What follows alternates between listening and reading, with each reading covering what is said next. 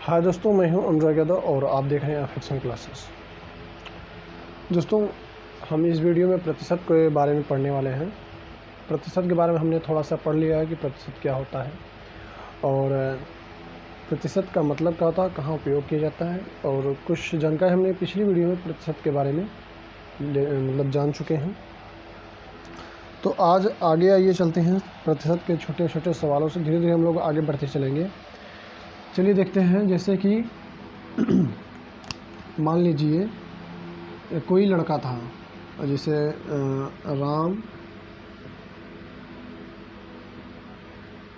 राम परीक्षा में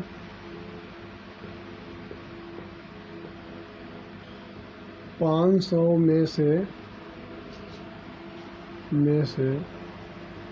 300 अंक प्राप्त किया।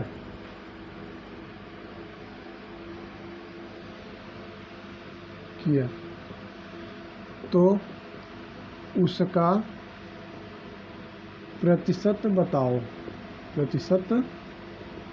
बताओ। ठीक है। राम परीक्षा में 500 में से 300 अंक प्राप्त किया, तो उसका प्रतिशत बताओ। तो इस प्रकार के भी क्वेश्चन आते हैं और कहीं कहीं पे हमने मतलब शहरों, मार्केटों, बाज़ारों में देखा होगा कि 500 के लेने पर 500 के सामान लेने पर 20% का छूट मिलता है, इतने रुपए के पैंट पर इतने % का छूट मिला है। ठीक है। तो आज हम इस प्रकार के भी सवालों को समझते हुए चलेंगे। ठीक है। जैसे एक राम परीक्षा में 500 में से 300 अंक प्राप्त किया, तो उसका प्रतिशत बताइए। ठीक है। तो चलिए, अगर हमको अंक देना है राम को, तो हम देंगे 500 में से 300। ये रहा। दोस्तों, आप ध्यान देंगे तो ये संख्या अब भिन्न में आ गई है। ठीक है। 500 में से 300 अब ये भिन्न में आ गई है। और हमने पिछली वीडियो में ये सीखा था कि भिन्न को प्रतिशत में किस तरह बदला जाता है। ठीक है। भिन्न को प्रतिशत में किस तरह बदला जाता है। हम क्या करेंगे, यहाँ पे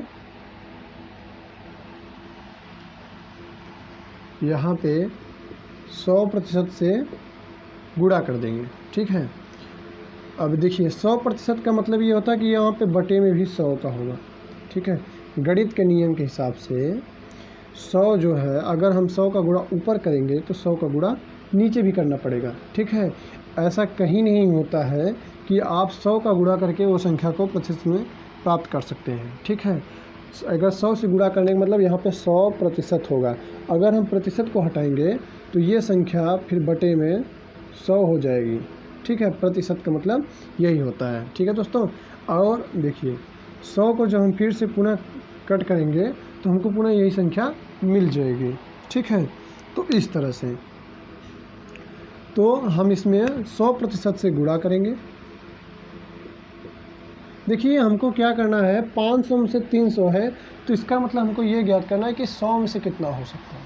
100 में से कितना हो सकता है।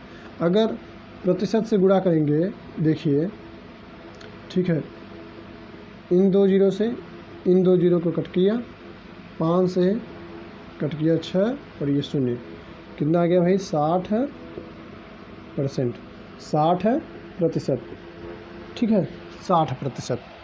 अब देखिए दोस्तों, यहाँ पे 60%, इस तरह के सवाल को हम ऐसे भी कर सकते हैं, 300 500 गुणे 100 बटे 100, 100 का गुणा ऊपर, 100 का गुणा नीचे। अब इन 2 जीरो से इन 2 जीरो को कट किया, 5 से 60 बटा 100। हमको यही तो चाहिए कि 100 में से कितना मिल रहा है। अगर 100 में से कोई संख्या मिल रहा है, जैसे 100 में से 100 नंबर में से आपने 80 नंबर प्राप्त किया, तो इसका मतलब आपने 80% प्राप्त किया है। इसका मतलब आपने 80% प्राप्त किया है। परसेंट का मतलब ही दोस्तों होता है प्रति 100। 100 में कितना, 100 में प्रति कितना। ठीक है। वही चीज़। अब जैसे कि 100 में से आपने 75 अंक प्राप्त किए, तो आपका परसेंटेज कितना बनेगा, 75%। ठीक है। मतलब 100 में से 75%। प्रतिशत का मतलब ही दोस्तों यही है। ठीक है। अगर हम किसी भी भिन्न को 100 में से निकाल दें तो संख्या हमको मिल जाएगी 100 में से 60, यानी तो ये हमारा कितना हो गया 60%। कितना हो गया हमारा 60%। इस तरह के भी सवाल लगाए जा सकते हैं। ठीक है दोस्तों, प्रतिशत का मतलब यही होता है। ठीक, चलिए आगे चलते हैं। अब हम आते हैं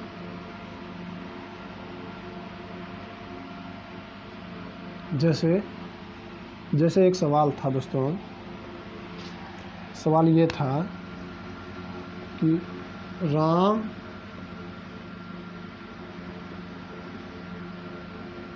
राम को एक शर्ट खरीदने पर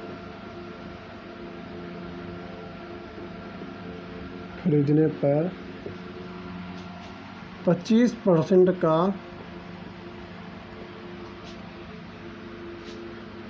छूट प्राप्त होता है।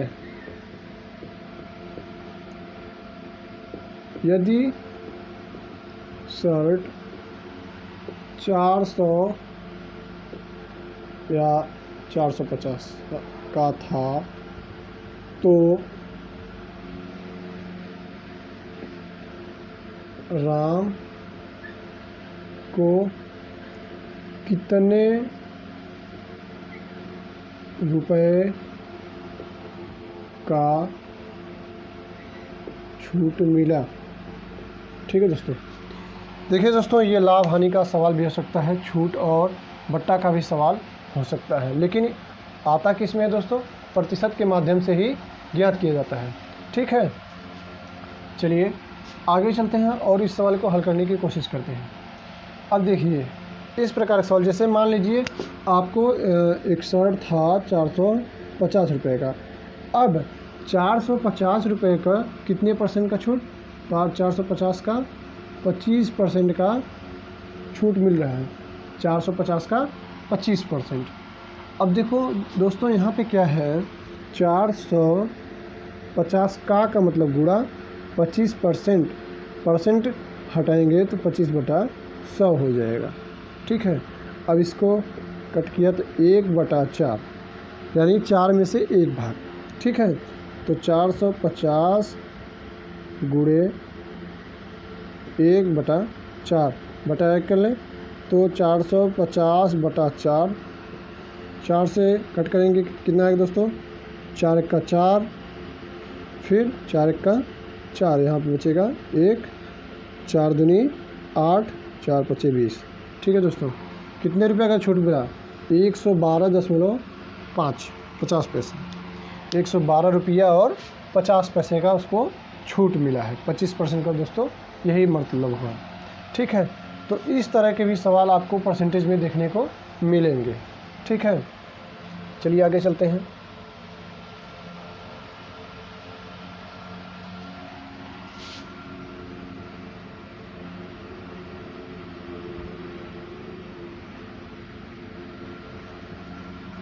अब देखिए दोस्तों, जैसे कभी कभी ये होता है कि 40 का 20% ज्ञात करो, 40 का 20% ज्ञात करो। जैसे कि आपने अक्सर देखा होगा ना बाज़ारों में कि कोई वस्तु 40 रुपये की होती है, उस पर 20% का छूट मिलता है। तो यानी 40 रुपये का जो 20% है वो माइनस कर देंगे, फिर इसके बाद आपको पैसा जितने रुपये का पड़ेगा उतने रुपये का सामान होगा। ठीक है, तो 40 रुपये का 20% हमको पता होना चाहिए ना कि 40 रुपये का 20% कितना रुपया होता है, फिर तभी तो हम ज्ञात कर पाएंगे कि वस्तु वास्तव में कितने रुपये की पड़ेगी। ठीक है, तो देखिए 40 रुपये का 20%, 40 का मतलब यहाँ पे देखिए का मतलब हो जाएगा गुणा और प्रतिशत को हटाएंगे तो यहाँ आ जाएगा 100। ठीक है, एक जीरो से एक जीरो, दूसरे जीरो से दूसरा जीरो। ठीक है, आ गया कितना दोस्तों, 8 रुपया। कितना रुपया, 8 आ गया। 40 का 20% कितना होता है दोस्तों, 8 होता है। 40 का 20% कितना होता है? 8 होता है। ठीक है दोस्तों, इस तरह के भी सवाल आपको देखने को मिलेंगे। ठीक है, अब जैसे कि एक सवाल ये रहा, 500 का 33% बताओ। 500 का 33% बताओ। ठीक है दोस्तों, सेम यही सवाल है, 500 का 33% बताओ। अब देखिए 500 का मतलब गुणा 33/100, प्रतिशत को हटाएंगे तो ये चीज़ बटे 100 में हो जाती है। ठीक है, ये हमने पिछली वीडियो में ही पढ़ चुके हैं हम लोग कि बटा से क्यों होता है। अब देखिए इन दो शून्य से इन दोनों को कट किया, अब 5 का गुणा इसमें 5 3 15, 165 आ गया दोस्तों। 500 का 33% कितना होता है दोस्तों? 165 होता है। ठीक है दोस्तों, तो इस तरह के सवाल अक्सर आपको किताबों में मिल रहे होंगे। हम लोग बिल्कुल बेसिक्स और बिल्कुल शुरू से सवालों को समझते हुए आगे चल रहे हैं। ठीक है, धीरे धीरे लेवल को बढ़ता जाएगा और सवाल आपको अलग अलग तरीके से मिलते जाएंगे। ठीक है,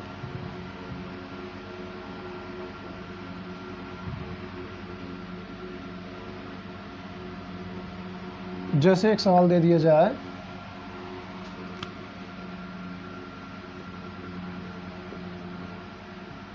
सीता अंग्रेजी विषय में 100 में से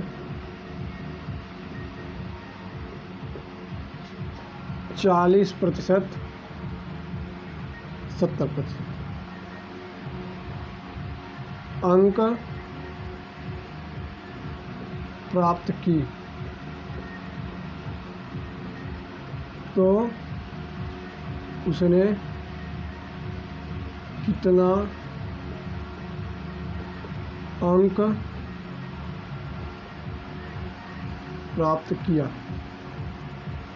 ठीक है दोस्तों, जैसे एक सवाल रहा कि सीता अंग्रेजी विषय में 100 में से 70%, ठीक है 70% अंक प्राप्त किया। 100 में से 70% अंक प्राप्त किया। ठीक है, तो उसने कितना अंक प्राप्त किया। ठीक है दोस्तों, उसने कितना अंक प्राप्त किया। तो अब देखिए दोस्तों, 100 में से 70, 100 का 70%। ठीक है, वही सवाल दोस्तों इस तरह से दे दिया जाएगा कि सीता अंग्रेजी विषय में 100 में से 70 अंक प्राप्त की तो उसने कितना अंक प्राप्त किया। अब देखिए दोस्तों, 100 अंक 70%। ठीक है, 100 का 100 में से, दोस्तों समझने की कोशिश कीजिए आप यहाँ पे कि 100 अंक जो था उसका पूरा था टोटल। ठीक है, अगर मान लीजिए सीता 100 में से 60 नंबर पाती, 100 में से 60 नंबर पाती तो 100 में से 60 नंबर इस तरह से दिया जाता नंबर। ठीक है दोस्तों, 100 में से 60 नंबर इस तरह से दिया जाता है। ठीक है, तो 100 में से 70% अंक प्राप्त हुए हैं। 100 में से 70%, तो 100 का 70% हम ज्ञात कर सकते हैं। ठीक है, तो 100 का 70% जितना होगा वही 100 में से उतना अंक वो प्राप्त किए हैं। ठीक है दोस्तों, 100 का 70% जितना अंक होगा वही 100 में से वो उतना नंबर प्राप्त किए हैं। तो अगर हम 100 का 70% ज्ञात कर लें तो हमको पता चल जाएगा कि सीता 100 में से कितना नंबर प्राप्त किए हैं। ठीक है दोस्तों, अब देखिए 100 का मतलब गुणा 70%, 70% को हटाएंगे दोस्तों यहाँ पर 100, इस 100 को 100 से कट किया, आ गया 70। यानी सीता 100 में से कितना नंबर प्राप्त किया है? 70 नंबर। 100 में से कितना नंबर प्राप्त किए हैं? 70 नंबर। ठीक है, अब हम अंकों को थोड़ा बदल देंगे और अब देखेंगे कि कितना अंक आता है। जैसे सीता 70 में से 70%, ठीक है चलिए 70, इस अंग्रेजी विषय में सीता 70 में से, टोटल नंबर कितना था? 70 में, 70 में से 70% प्राप्त किया, यानी 70 नंबर का 70%। ठीक है दोस्तों, 70 नंबर का पूरा टोटल था, कितना नंबर का? 70 नंबर। 70 नंबर का उसने 70% अंक प्राप्त किया है, ठीक है। तो 70 नंबर का 70% अंक प्राप्त किए हैं। अगर हम 70 का टोटल का 70% अंक प्राप्त बता सकते हैं तो हमको ये पता चल जाएगा कि सीता 70 में से कितना नंबर प्राप्त की है, 70 में से कितना नंबर प्राप्त की है, ठीक है। आइए देखते हैं। 70 का मतलब होता है गुणा परसेंट, 70 बटा 100, एक शून्य, ये शून्य इस शून्य से गया, 7 नंबर, कितना नंबर? 49। यानी कि सीता अंग्रेजी विषय में 70 में से 49 नंबर प्राप्त की है, तभी तो सीता का 70 में से 70% होगा, यानी 70 का 70% 49 आता है, यानी सीता 70 में से 49 नंबर प्राप्त की है, ठीक है। चलिए दोस्तों, आज के लिए बस इतना ही, मिलते हैं अगले वीडियो में, तब तक के लिए आपका बहुत बहुत धन्यवाद। और अगर आपको वीडियो पसंद आया तो आप वीडियो को लाइक कीजिएगा और चैनल को सब्सक्राइब कीजिएगा, ठीक है। चलिए आज के लिए बस इतना, अगले वीडियो में जब मिलेंगे दोस्तों तो सवाल थोड़ा और अधिक होगा और थोड़ा सा टफ आपको